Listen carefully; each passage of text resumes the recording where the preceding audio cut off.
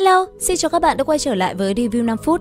Ở cuối tập trước, Tần Mục vừa khởi động cơn cốt đã lấy mạng 3 vu sĩ của Lâu Lan Hoàng Kim Cung, thế nhưng màn chặn cửa mới chỉ bắt đầu. Tiếp đến, một vu sĩ mắt đỏ có vẻ là kẻ nóng tính nhất, liền lập tức lôi ra một mặt hắc phiên rồi hét lớn: "Ta muốn luyện hồn phách của ngươi, nộp mạng đi." Đối phương vừa phất cờ, Tần Mục đã dùng tạo hóa thiên ma công tự phong ấn hồn phách của mình để miễn nhiễm với đòn tấn công. Cùng lúc đó, hắn không nói nhiều, phi kiếm lao ra khỏi vỏ, một đường xuyên thẳng mi tâm đối phương.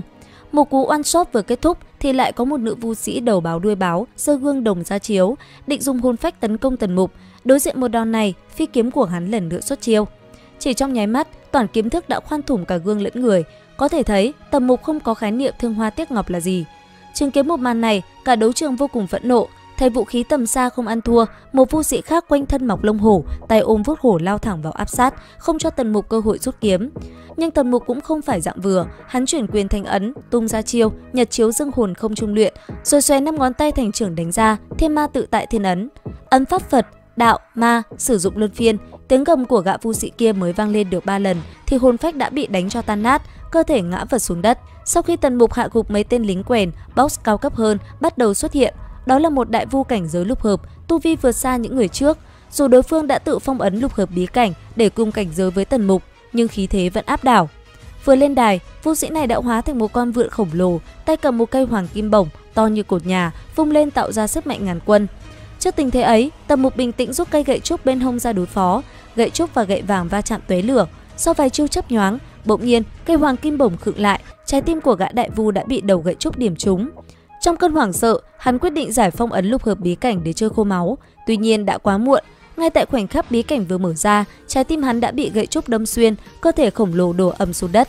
Tiếp đó, một hoàng kim lực sĩ to cao như một pho tượng vàng nhảy lên đài, sau lưng là một cái đao nang cao bằng người. Gã ta gầm lên, vô số đao quang từ trong túi bay ra như mưa, chém về phía Tần Mục. Đồng thời, hai tay gã cũng cầm hai thanh đại đao lao tới. Tần Mục một tay thuận một tay nghịch, cầm hai thanh đao, phi kiếm trong hộp cũng bay ra nghênh đón. Hai thân hình một lớn một nhỏ va chạm. Khoảnh khắc hoàng thụ mang mang nhất tuyến thiên của Tần Mục tung ra, hai vệt đao quang một ngang một dọc vẽ thành một chữ thập khổng lồ trên không trung. Hoàng kim lực sĩ bị hai đường đao quang này chém thành 4 khối. Sau một hồi giao đấu, hơn 40 cái xác đã nằm la liệt trên hoàng kim đài.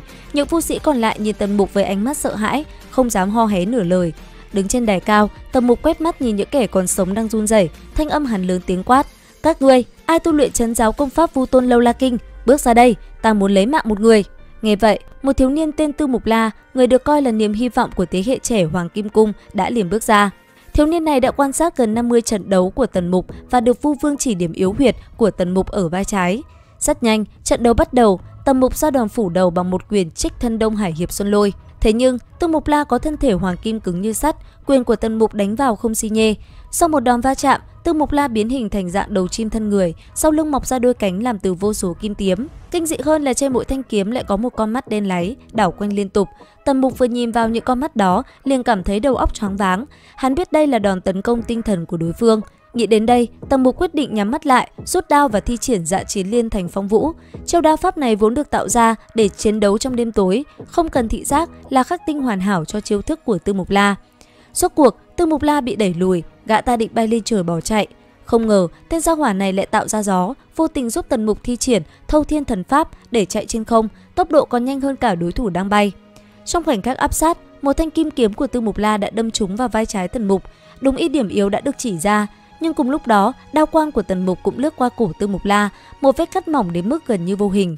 Chỉ thấy Tư Mục La đáp xuống đất, mở rộng đôi cánh vàng óng đầy uy phong. Đám đông bên dưới hò reo vang dội, tưởng rằng đã chiến thắng, nhưng không.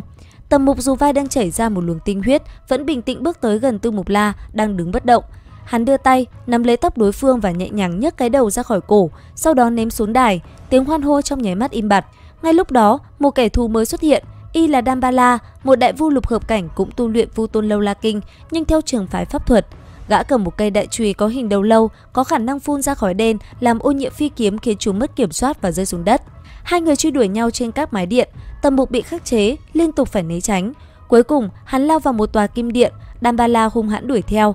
Bên trong, Dambala rơi vào ảo cảnh kiếm lý sơn hà của Tần Mục. Một lúc sau từ cửa điện, một bóng người vàng óng bước ra, tay giơ cao một cái đầu. Tất cả mọi người đều tin rằng đó là Dambala đã chiến thắng. Kể cả Linh Dục Tú, Hồ Linh Nhi và Thanh Ngưu lúc này cũng sững người ngay tại chỗ. Các vu vương thấy thế thì gật gù tán thưởng. nhưng cú lừa ngoạn mục nhất bây giờ mới bắt đầu. Đến đây thì cũng hết tập 52 Mục Thần Ký. Xin chào và hẹn gặp lại các bạn!